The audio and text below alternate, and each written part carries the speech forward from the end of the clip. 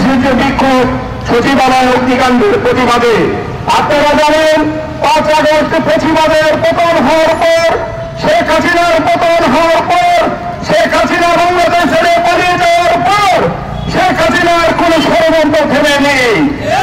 সরকার সহ দেশের বিরুদ্ধে একের পর এক ষড়যন্ত্র চালিয়ে যাচ্ছে। সবচাইতে জঘন্যতম ষড়যন্ত্র হচ্ছে সচিবালয়ে আগুন দেওয়া।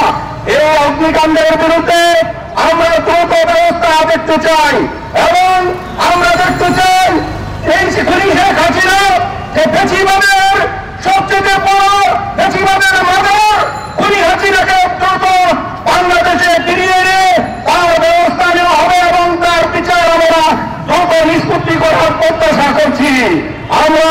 আমরা দেখতে পাচ্ছি শেখ হাসিনাকে প্রতিবেশী রাষ্ট্র ভালো কাজ করে দিয়ে সেখান থেকে শেখ হাসিনাকে একের পর এক বাংলাদেশের বিরুদ্ধে ষড়যন্ত্র করার উস্কানি দিচ্ছে। শেখ হাসিনাকে যদি বাংলাদেশে হস্তান্তর করা না হয় আমরা ইন্ডিয়ার বিরুদ্ধে মনে করব বাংলাদেশের তারা চিরশত্রু হয়ে থাকবে, জনগণের শত্রু হিসেবে ইন্ডিয়া আখ্যায়িত হয়ে থাকবে। আন্তর্জাতিক জাতিসংঘের কাছে আমরা আহ্বান জানাবো যারা আমাদের দেশের থেকে যে খুন করে পালিয়ে গেছে শেখ হাসিনাকে বাংলাদেশের এই ট্রাইব্যুনালে বিচারের জন্য ইন্ডিয়া যেন দ্রুত আমাদের কাছে হস্তান্তর করে। আমরা যুব মজলিসের পক্ষ থেকে সেই দাবি জানাচ্ছি। আমরা